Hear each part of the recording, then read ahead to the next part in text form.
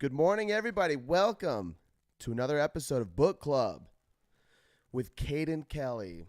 And today we're going to be picking up with part 3 of Righteous Minds by Jonathan Haidt. I'm going to jump right into it.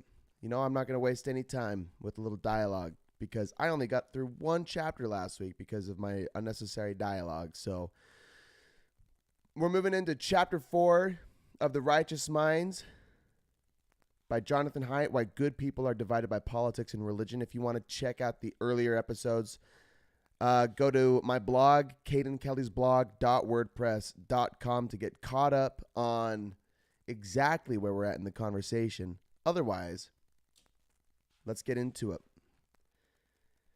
Chapter 4, why vote for me. Here's why.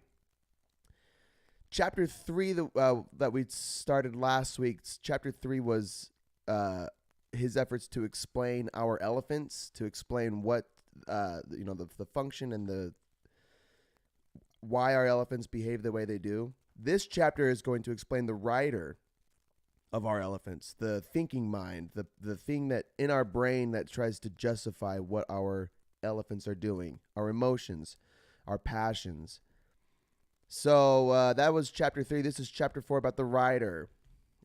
Page 86 is where I'm headed. He says, the most important principle for designing an ethical society is to make sure that everyone's reputation is on the line all the time, so that bad behavior will always bring bad consequences. Yeah, I didn't even leave myself a no. I don't know what I was getting myself into, but make sure everyone's reputation is on the line all the time. This extends to what we've discussed before about our primitive ancestors and their desire to survive and to reproduce. For whatever reason, evolution has shaped us to seek approval from people in our tribe, in our community, and to avoid disapproval, to do things that the people in our tribe like. Because if we do that, if we behave accordingly to those around us and other people hold us in higher regard, our chances of survival increase and our chances of reproduction increase. And isn't that what all organisms on Earth are trying to do, is to reproduce, to survive and reproduce? So yes, so he asserts pretty plainly, if you want, maybe I'll just read it again. The most important principle for designing an ethical society is to make sure that everyone's reputation is on the line all the time, so that bad behavior will always bring bad consequences. Because remember what we discussed last week, where we examined whether if we had the choice to be highly moral and have it go unnoticed, or to be not moral at all but to be perceived as moral, and I suppose that the opposite is the first case, where we act morally but we're perceived as immoral, or would we rather act immorally but be perceived as moral? And our morals might tell us, well, we want to behave morally even if we're viewed immorally. But research and philosophy suggests that humans would rather almost always, be immoral if they were viewed as moral, if they could get away with it, essentially. And there's lots of fun studies that he used to support that claim. So our intuition is to act immorally, even if as long as that allows us to be perceived as moral. Because if we're perceived as moral by our peers, then we won't be shunned and exiled from our groups and our tribes. And that's the premise for that position, for what he's advocating for. Anyway, I'm beating a dead horse now. And I'm guessing there might be a chance that we didn't talk about that conundrum. Yeah, I think that conundrum actually starts right here.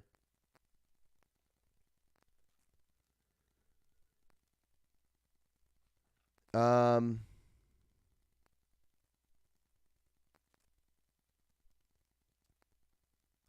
yeah. Sorry, I'm pausing because I'm feeling like I already covered this chapter because I feel like we talked about it last week. But he uses the analogy of Tetlock and Glaucon right now, so I might take a quick pause and go back through my last week's episode to make sure I didn't already talk about this. So I'm going to take a pause.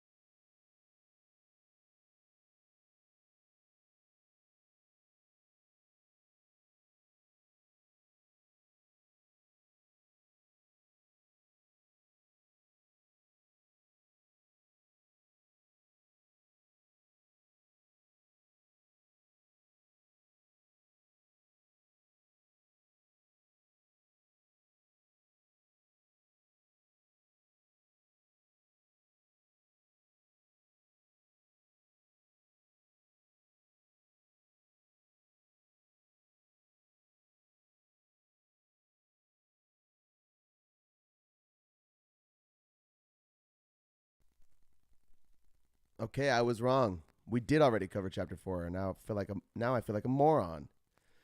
But that's what happens when I try to jump right into it, right? And I don't take any time at the beginning. So I'm going to start this over like it's a new episode. Good morning and welcome to the second take of today's episode of Book Club with Haidt and Kelly, a podcast where we read books and about philosophy and psychology and anthropology and biology and other topics to help us understand human nature and how to make good decisions and what are even good decisions, and about God and all sorts of other topics. And this is the second take because I went on for about 5 minutes thinking that I started with the chapter that we covered last week. I believe the first episode we covered chapters 1 and 2. And last week we did 3 and 4. Although I thought I only got through chapter 3 last week. So starting this again because we're going to start with chapter 5, which is where we're at in real time. And plan to get through at least 2 more chapters, right? So I'm not going to waste too much time. We're going to just jump right into part 2 of this book. And if you want to listen to the previous episodes, the previous chapters, get all caught up, go to my blog, cadeandkellysblog.wordpress.com, and you'll find links to Spotify and Apple Podcasts to get the podcast. And if you want to join us live, we go live on Mondays. Usually it's been in the evenings the last few weeks, but I got to do it this morning because I'm busy this evening. So tonight, or rather tomorrow, this will go live on Spotify and Apple Podcasts. But if you want to check the other episodes, go to the blog, find the Spotify and the Apple Podcasts and Google, wherever you get your podcasts, and listen to the previous episodes. So you will have the context as we start today, which is part 2. There's more to morality than harm and fairness. Again, this is The Righteous Minds by Jonathan Haidt. The point of part 2 is to discuss intuitions in much more depth, he says, which leads us to chapter 5, Beyond Weird Morality. On page 114, he goes through his intentions of this chapter. So I'm going to pull that up real quick. I said that weird people, which remember, weird is an acronym standing for Western, Educated, Industrial, Rich, Democratic Societies. And I figured out who coined that term, but I can't remember his name. I said weird people are individualist, and generally non-weird people are more concerned about the whole of their society than the individual. Read the last paragraph on page 114. Part 2 of this book is about those additional concerns and virtues. It's about the second principle of moral psychology. There's more to morality than harm and fairness. I'm going to try to convince you that this principle is true descriptively. That is, as a portrait of the moralities we see when we look around the world. I'll set aside the question of whether any of these alternative moralities are really good, true, and justifiable. As an intuitionist, I believe it is a mistake to even raise the emotionally powerful question until we've calmed our elephants and cultivated some understanding of what such moralities are trying to accomplish. It's just too easy for our writers to build a case against every morality, political party, and religion that we don't like. So let's try to understand moral diversity first before we judge other moralities. Which is, and it's funny to say because this morning I was reading one of my school assignments. I was reading in an anthropology class about weddings in India, where this American student goes to India to study there, or just to join field research, and the article was about arranged marriages. And the point of the article was, I haven't finished it, but the point of the article was how Western people think that arranged marriages is an insane violation of human rights, or not even insane, but a violation of human rights, and that how can a marriage succeed where it's been arranged and you didn't even know the person before you meet them and marry them. And the whole point of the article is to paint is to illustrate why this practice exists in India, and also why it's culturally appropriate and popular, and it's not wrong. It's just different.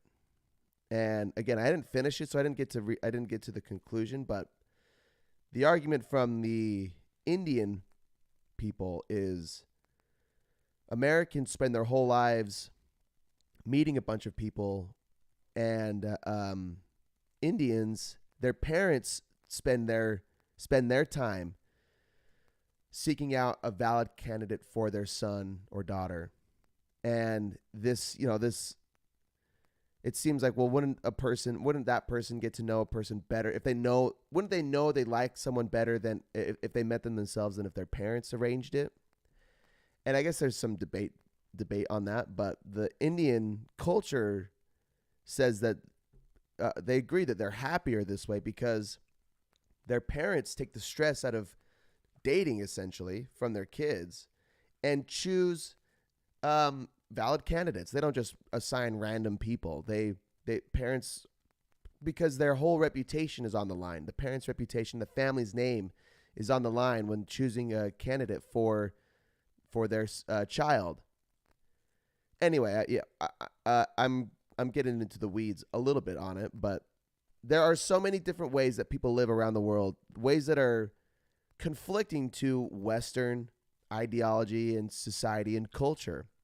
And that doesn't mean they're wrong. In my other anthropology class, we discuss ethnocentrism versus cultural relativism.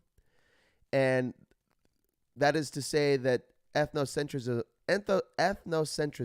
is the belief that your culture is superior to that of every other culture, ethnocentrism. And cultural relativism is the claim that every culture has specific, or rather just about everything in a culture serves a function. It has a purpose. So just because we don't practice arranged marriages in the United States for the most part, that doesn't make them wrong or immoral. And just because Indians do doesn't make it wrong and immoral, right? And my claim in one of my anthropology classes, or my concern, is at what point is an opposing culture immoral or wrong objectively? Because just because it's a different culture doesn't make it unequivocally correct or okay 100% of the time. And I guess the easiest example is the treatment of gay people and transgender people in the Middle East. They're executed. It's not allowed. It's not tolerated. And is that okay just because it's their cultural norm? It's relative to their culture? I think the obvious answer is no, it's not okay. So when do other societies intervene in cultural differences? Right? I think that's a fair question. Or do other cultures never intervene in other cultures? I mean, there's a sense of superiority that comes from saying what's right and wrong unanimously across the world, across all cultures.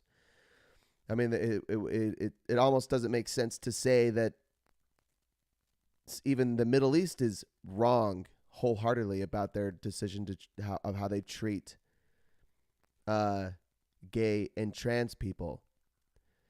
Not to say that it should be tolerated, but the part of the discovery that came with the Indian marriages is there's a greater context that exists in the society. And even Haidt explains his experience in India. I think I talked about a little bit in previous episodes about families don't serve. There's a hierarchy within families of patriarchy where females serve the males and females don't engage in conversation with other males, and it seems oppressive. But Haidt explains the sense of value that this brings in their culture, and I think it was in chapter 2 or maybe chapter 3 where he went through this. But the point is that it is relative.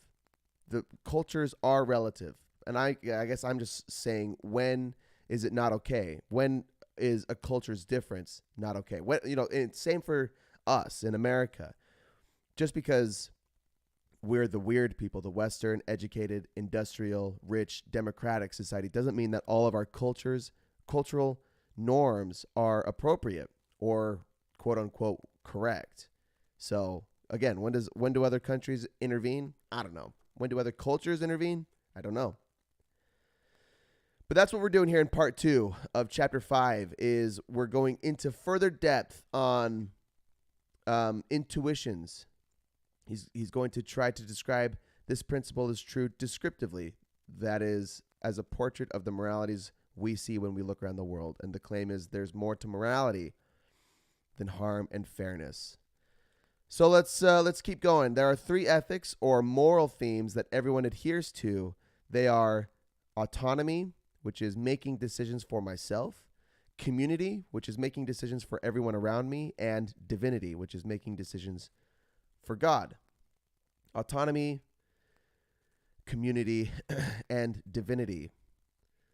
So these three themes take place all around the world. And I think if I were to speculate that us in the United States, we are more an autonomous society where we care more about the individual. I would say probably India is one that is more community-based, where the decisions, they care more about the decisions of that in fact impact the community more than the individual.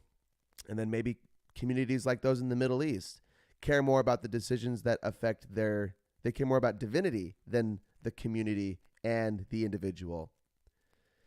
I don't know. That's just a speculation, but that he's saying that there are these 3 ethics or themes, moral themes, that all societies adhere to. On page 24, he sums up the divinity ethic. He says, the ethic of divinity lets us give voice to inchoate. Is it inchoate? Inchoate. Yeah, I'm gonna look it up real quick though, because I don't know what that means. In whoops. Typing with one hand is hard. Inchoate definition. Inchoate. Thank you, Google Speech. Just begun and so not fully formed or developed. So it's fresh and not fully developed. So the ethic of divinity lets us give voice to inchoate feelings of elevation and degradation, our sense of higher and lower. It gives us a way to condemn crass consumerism and mindless trivialized sexuality. We can understand long-standing laments about the spiritual emptiness of a consumer society in which everyone's mission is to satisfy their personal desires. Yeah, so cultures and communities that support the divinity ethic or that hold that at the helm of their society are doing so to support claims that they can't fully rationalize in the world, and to use it really to help control, as he says, spiritual emptiness. Oh, wait, no. As a way to control mass consumerism and mindless or trivialized sexuality. Okay. Let's keep going. Most people aren't shitty, I say. The reason there is division in politics and religion is because most people want to help others, but have radically different ideas of how to do so. Yes, and then go to page 126.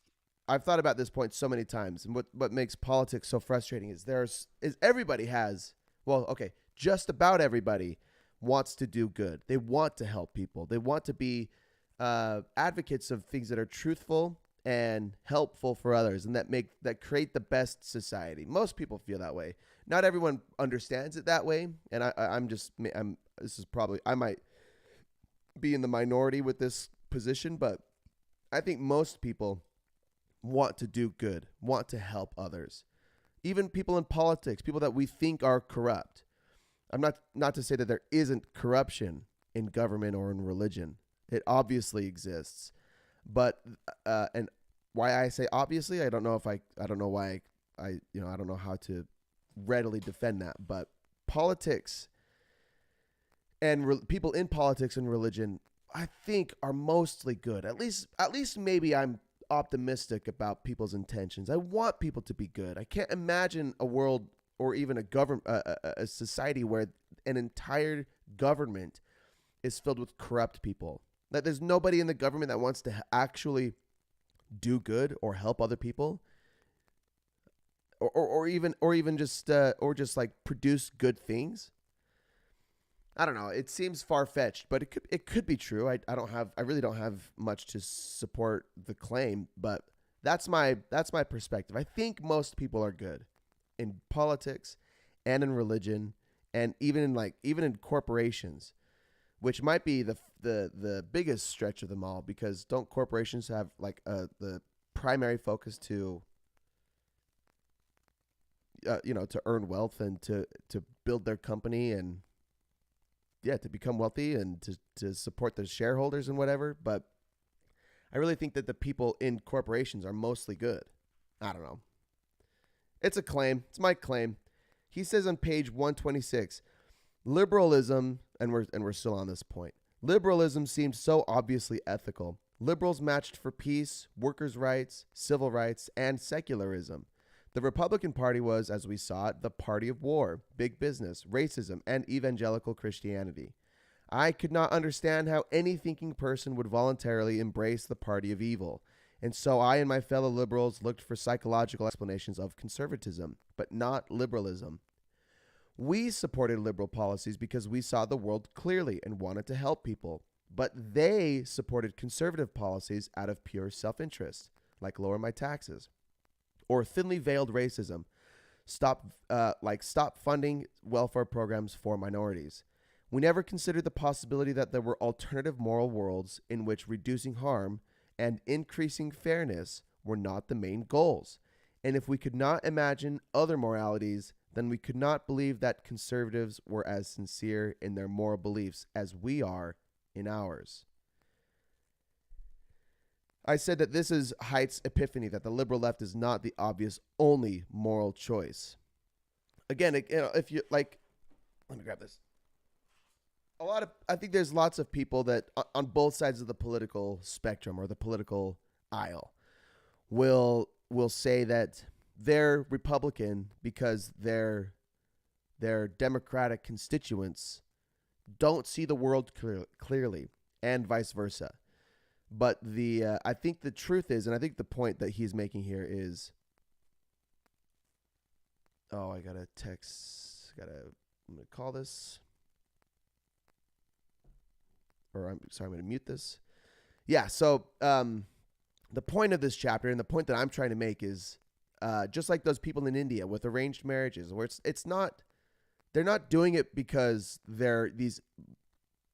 because India is this immoral country looking to sabotage their children and all their marriages. They believe that what they're doing is right.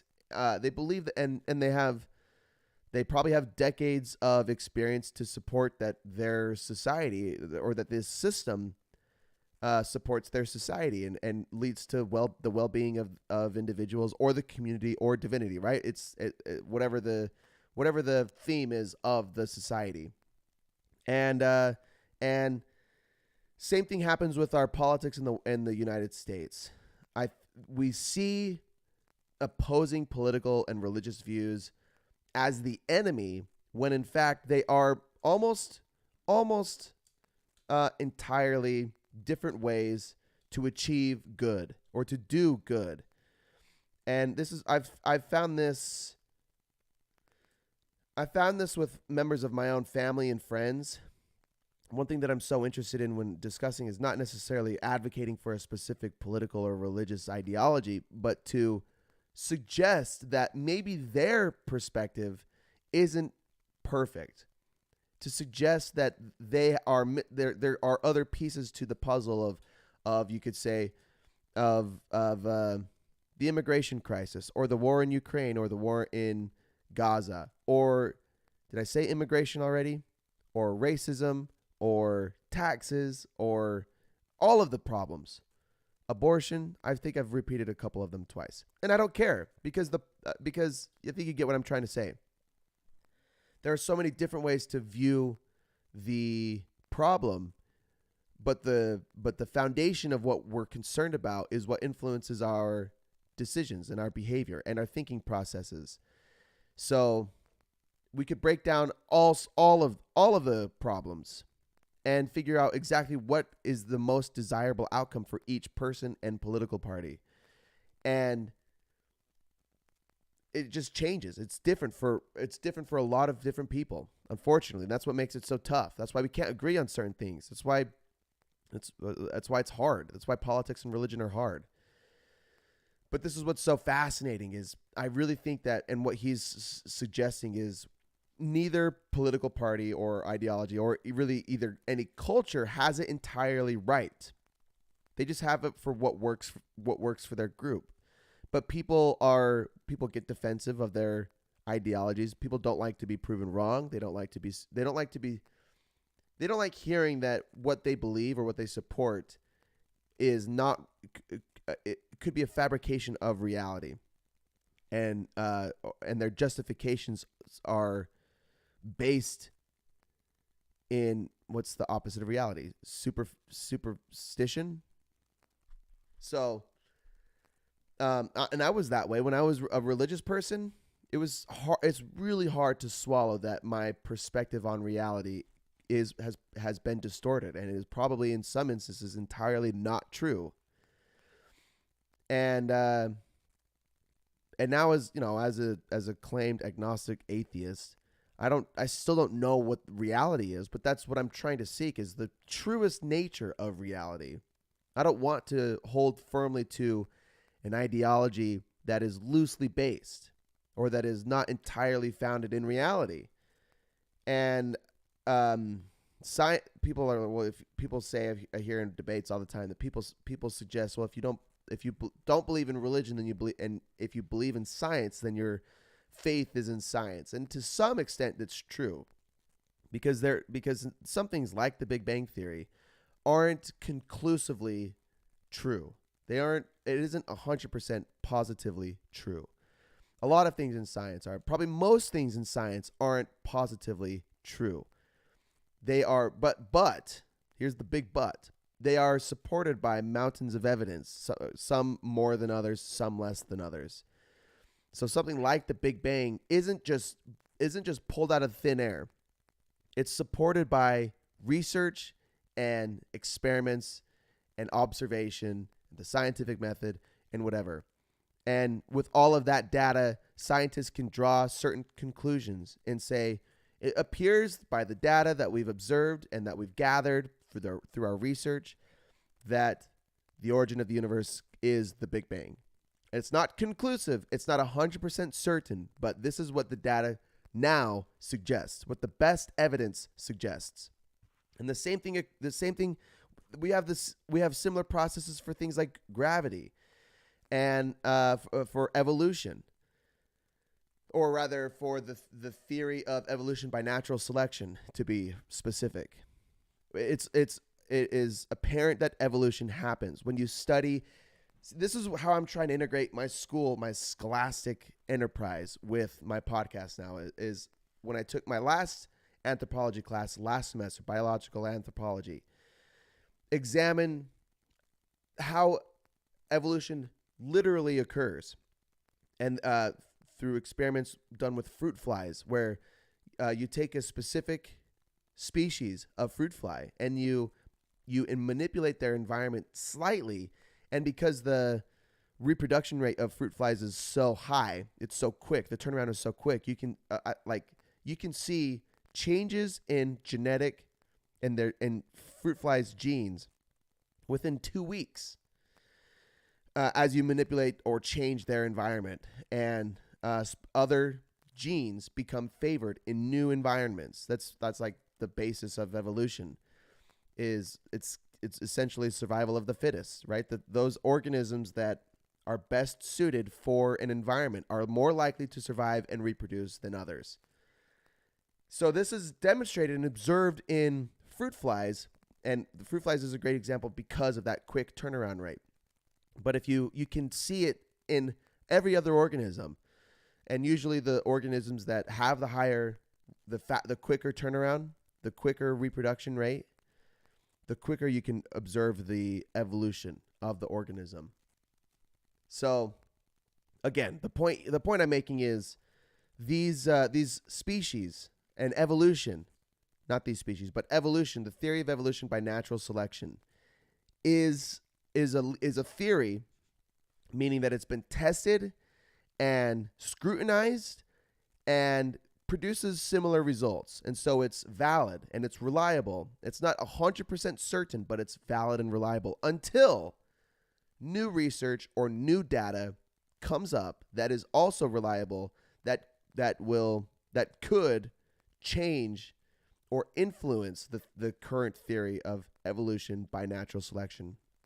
So lots of things aren't set in stone. Most things aren't set in stone, but they have a greater basis of understanding of our reality than simple belief in religion or in theology does. Faith is a valuable trait in some regards. Like a good example of faith is probably faith in your partner, that they love you, faith in your parents, that they'll always look after you. There's nothing to suggest that your partner will always love you, but you can have faith that if you commit to them and they commit to you, that they will support you and love you. So I think it's kind of different than hope, right? My Mormon vernacular would suggest that hope is believing that something will occur without any ability to influence the outcome. And one thing that I hope for is that there is life after death, and that I get to continue my relationships with the people that I love and establish new relationships and continue to live in some regard. I hope that that's the case. But I don't believe that there's anything I can do to influence that outcome. Whereas faith is the same thing, where I believe that is belief in like my partner loving me, but there is something that I can do to influence that. If I love my partner back, if I support and respect my partner, then there's a greater chance that my partner will love me back and or just love me at all. So that's a little distinction of hope and faith to me. And so faith is important in some regards, in instances, and wow, in instances like this, but it doesn't lead to supported claims of reality. So when you have faith that God created the universe, or that even that God was the first influence on the universe and he initiated the Big Bang, you can have faith that occurred, or rather you can hope that occurred, but there's nothing that you can do to support that claim. It is untestable with the current methods that we have, the current tools of research that we have. We can't test. Nobody can test supernatural phenomena. So you can hope that that's the case, but there's no way to influence that or to demonstrate that that's the case. I'm getting way into the weeds. I think I pointed out some important things though in that conversation. So let's get back to the matter at hand. We're talking about, people aren't shitty. People are mostly good, I think, and it is just our understanding of reality that influence what we think is best for the world and why people are so up in arms about defending their worldview. Let's keep going. He says his experience in India. Okay, so I never got to it, so I spoiled it. So here we go. His experience in India exploring the divinity ethic opened his mind up to how ideas different from the liberal left are not shitty. Read this on 127 and a footnote and a quote on the next page. Okay. So this is from the book. This is Jonathan Haidt. I had escaped from my prior partisan mindset, rejection first, ask rhetorical questions later, and began to think about liberal and conservative policies as manifestations of deeply conflicting but equally heartfelt visions of the good society. And he says in the footnotes on 198 that long-standing ideological struggles almost invariably involve people who are pursuing a moral vision in which they believe passionately and sincerely. I'll read that again. Long-standing ideological struggles almost invariably involve people who are pursuing a moral vision in which they believe passionately and sincerely. Which made me think of, I wrote in the margins, does this apply to Hitler? Because as you might recall, I'm still listening to, now slowly since the semester has started, but I'm still listening to that 20 or 30 hour podcast series about Hitler's life and his rise and fall from power in Germany. And it seems to me, and I think the writer of the series has done a really good job of portraying Hitler genuinely, although they emphasize strongly his anti-Semitic rhetoric from the beginning. Hitler as an anti-Semite from early in his life. But they don't discuss much of what he says or does early in his life. They just repeat that he is strongly anti-Semitic, or that he behaves towards Jews very, very poorly. But they don't go much into much depth. I wish they would have. I think because the impression that it's left on me is that Hitler genuinely believes that what he's doing and what he believes is right. What he believes for the German nation is right and good, and the outcome is good and moral. And as we know, it led to the death of millions of people, and which we can conclusively say is not good. A genocide and mass extinction of a race is not good. It is not a good thing. So, but it has made me wonder through the whole series how much he believed that what he was doing was right and good. And how much is he to blame for it? Right? If he believed that what he was doing was good, just like how any politician in the United States believes that what they're doing is good, then how much can we blame Hitler like we can blame any other politician? This might be highly contentious. But IDGAF.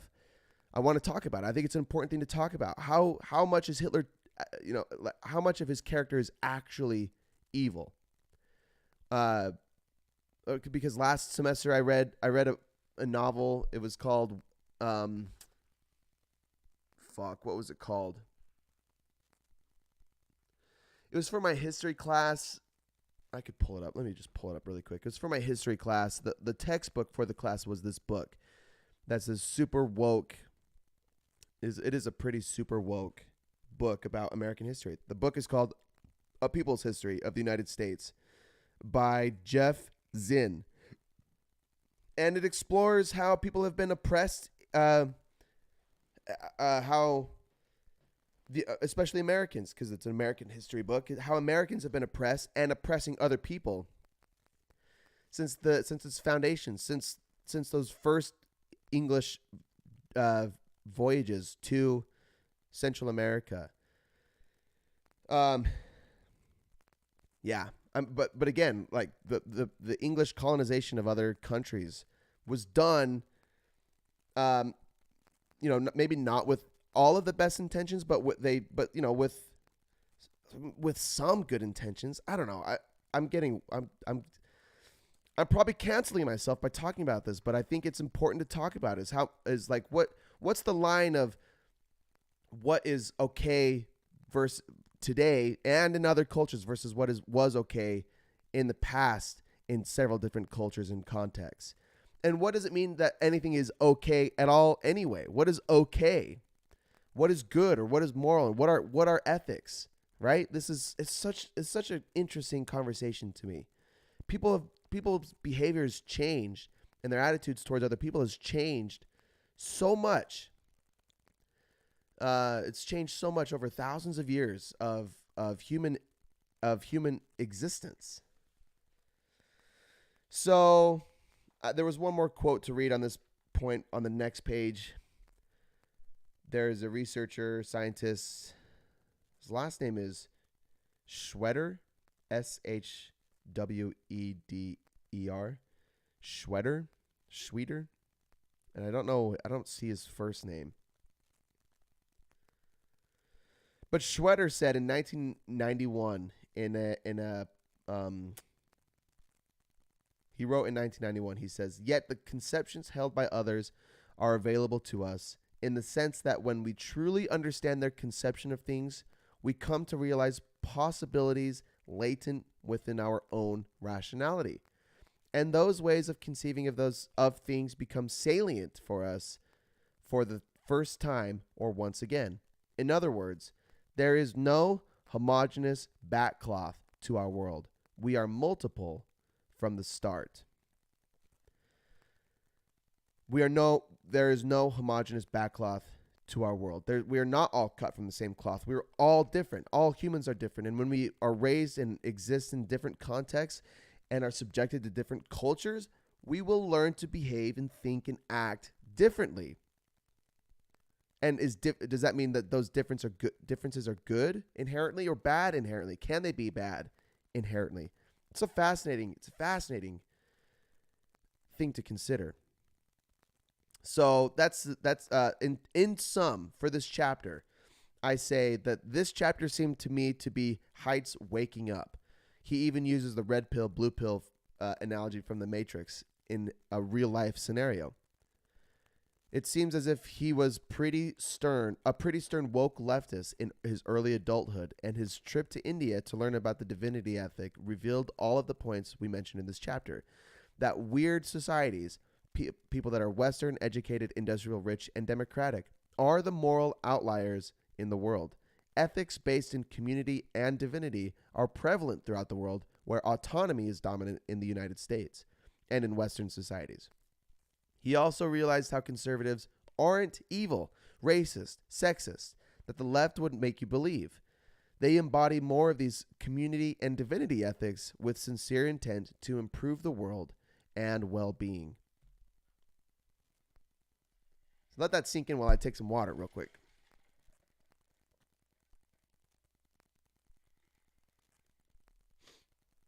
We live in a world with so many different perspectives and ways to live. And as a person, and me, an individual who's thought of himself as a right-winged person who has recently shifted more central or left-leaning, I can observe or I can appreciate that people on the right aren't evil, and people on the left aren't evil. Most of them are really trying to do good. It is their perspective that changes the dynamic of the situation, which influences how other people view them. If you're a right-leaning person, as I mentioned, you are more likely to favor divinity and community over autonomy and individuality. And left-leaning people are the opposite. Left-leaning people will favor autonomy over divinity and community generally. So that's what influences their claims and the decisions that they make as politicians for how the world should function. So take all of that into consideration as we move on to the next chapter, chapter 6, Taste Buds of the Righteous Mind. And this chapter is short. I only have 3 points on this chapter, but it's the last one until we're all caught up. Once school starts, dude, it is so hard to get through the books that I'm reading personally. So next week, I don't know I hope that I have some more of this to read for you next week, but we'll see. Chapter 6, Taste Buds of the Righteous Mind. Everyone has the same taste receptors, yet flavor preference varies amongst everyone, and morality works the same way. Read page 132. 33. Just knowing that everyone has sweetness receptors can't tell you why one person prefers Thai food to Mexican, or why hardly anyone stirs sugar into beer. It takes a lot of additional work to connect the universal taste receptors to the specific things that a particular person eats and drinks. In this chapter and the next two, I'll develop the analogy that the righteous mind is like a tongue with 6 taste receptors. In this analogy, morality is like cuisine.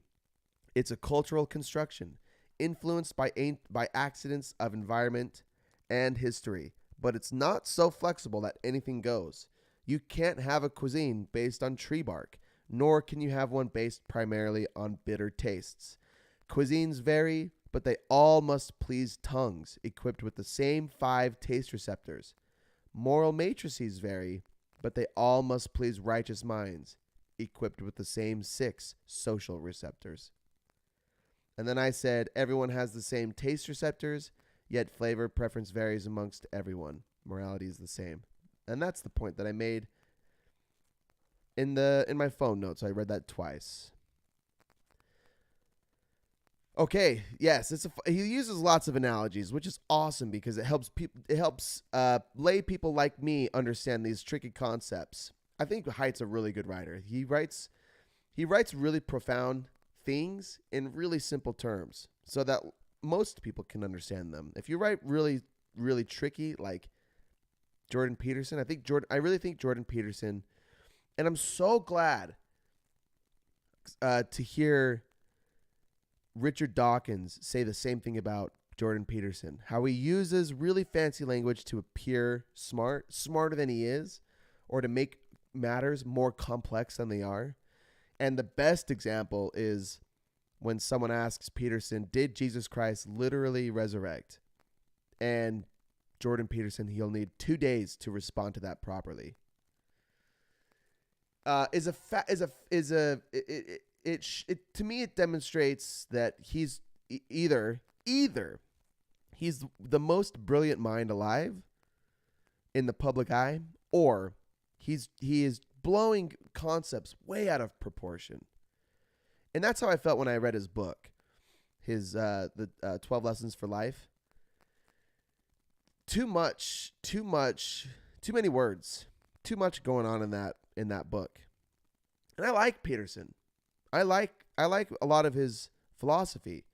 I don't like all of his philosophy, but I like a lot of it. I just think that he himself, he kind of sucks at keeping things simple. He makes things way too complex. And again, maybe it's just the nature of his really intuitive, his really smart brain, or he's not as intelligent as we suspect, and he's making things way too complicated. I don't know. That might be too critical of me to say, but I've said it, and now it's out there. And that's what I really like about Jonathan Haidt. I think the concepts are really easy to grasp for me, but not too difficult that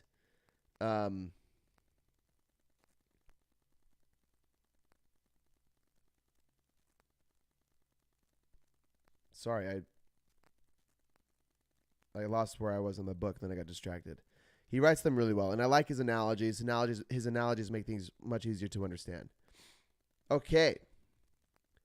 So I said that Hume correctly argues that morality is a result of personal taste rather than pure reason or logic. And Haidt says to support this, he says, philosophers who tried to reason their way out of moral truth without looking at human nature were no better than theologists who thought they could find moral truths revealed in sacred texts. He says later on, moral judgment is a kind of perception, a moral science, and moral science should begin with a careful study of the moral taste receptors. You can't possibly deduce the list of 5 taste receptors by pure reasoning, nor should you search for it in Scripture. There's nothing transcendental about them. You've got to examine tongues. I said morality is a result of personal taste rather than pure reason or logic. Again, there's no backcloth that all humanity is cut from, as we read in that quote by Schroeder, whatever. We're not all cut from the same cloth. We all are raised in different contexts and believe in different things, but we all have the same taste receptors. So how is it that we all have the same taste receptors, but we come to believe in different things? Very good question. He gets more into that in the next chapter, which again I'm like 3/4 of the way through. I didn't quite finish it, unfortunately. And that's again what the rest of a lot of part 2 of this book is about. Is examining how we can have the same taste receptors. We have the same responses to the metaphorical food of morality, yet we come to experience them differently and believe different things about these experiences. The last point I made in this chapter is I said he proposes there are 5 different foundations around which we build our morals. He calls this moral foundations theory. He says they found these moral foundations by first writing extensively about adaptive challenges found across cultures. Then read the moral foundations and their adaptive challenges on page 146. Oh, yes, I see. Okay, so yeah, I'll read these in a second. Yeah, he and colleagues examine how people respond and react to different moral situations across several different cultures and contexts. And it was through these writings, through this research that he develops moral foundations theory. And remember what we said about theory. Theory is not just an idea that's blind. It's not based on faith, but scientific theories are ideas that are supported by the scientific method, by research and observation and experimentation and critical scrutiny and peer review. Theories are the best understanding that we have of a specific topic. So they're not 100% claims or factual, because there could be evidence that arises through more scrutiny and experimentation that leads to different results. So it's kind of an open-ended fact. It's the way that we understand the world right now with the information that we have. So it's anyway. So through his experimentation, he found these 5, and there's a sixth. There's a sixth moral that exists throughout throughout the cultures and contexts that he examined. But the sixth will be examined in the next chapter or later on in the book. For now, he goes through 5 of the theories: care and harm, fairness, or I should say care or harm. Care or harm is the first. Fairness or cheating, loyalty or betrayal, authority or subversion, and sanctity versus degradation. Yeah. So I wanted to read the adaptive challenges too. Okay. So adaptive challenges, they are essentially the things that people experience in their cultures that lead to this moral foundation. So an adaptive challenge for care or harm is to care and protect for children. There are things that trigger this. How this is expressed characteristically through emotions. Yeah. This is I'm having a hard time explaining this cuz I mean what I'm given in the book is a box. It's if you're looking at the video, it's a box with the 5 morals across the top with other comments down the bottom that create, a box with like a diagram. So adaptive challenges for care and harm are protect and care for children. Adaptive challenges for fairness and cheating is reap benefits of two-way partnerships. For loyalty and betrayal, it's the form cohesive coalitions. For authority and subversion, it's forge beneficial relationships within hierarchies. And for sanctity and degradation, it's avoid contaminations. All right. Yeah, and you know what? Chapter 7, like I said, I'm starting it, but I haven't finished it. Chapter 7 examines each of these in great depth, in much more depth. So the summary of this chapter, we all have taste receptors. I'll say in his words, morality is like taste in many ways, an analogy made long ago by Hume and Mencius. Deontology and utilitarianism are one receptor moralities that are likely to appeal most strongly to people who are high on systemizing and low on empathizing. Hume's pluralist, sentimentalist, and naturalist approach to ethics is more promising than utilitarianism or deontology for modern moral psychology. As a first step in reasoning Hume's project, we should try to identify the taste receptors of the righteous mind. Modularity can help us think about innate receptors and how they produce a variety of initial perceptions that get developed in culturally variable ways. And the final point is there are 5 good candidates for being taste receptors of the righteous mind. They are care, fairness, loyalty, authority, and sanctity. Okay, that'll wrap up our discussion today, a little early, of where we're at in the righteous mind. It's so good. To me, it's so good. I could get through it quicker, but I don't give a fuck. It's so good. I love this conversation so much about morality and ethics in general, and how giving us the best understanding of morality and ethics in our world, in our cultures and contexts, in our societies, in our groups, in groups and out groups, why politics and religion are so difficult for people. All of it. And again, reading it, sitting down on my couch and reading it and taking notes is far more, what's the right word? Insightful than listening to it on an audiobook in my car or when I'm working. I'm just getting so much more meat out of it when I sit down and read it. So I love it. I love the book so far, and I hope you're loving the episodes. I hope they're providing some context to the conversation, giving you a greater insight on morality with when it exists in context of religion and politics. That's the whole point of the book. We're going to continue this hopefully next week. Hopefully I have more for you next week. Otherwise, I'll have something else for you next week. I'll have something. I'll be here. So if you want to join me live, you know where to go. My blog, CadenKelly'sBlog.wordpress.com. Go to the Facebook, the YouTube, the Twitch where we're streaming. Follow, subscribe, turn on your notifications, whatever it is, so that you get buzzed when we go live so you can join us live. Get it first. Get the mess ups. Get the first take. Get all the good stuff.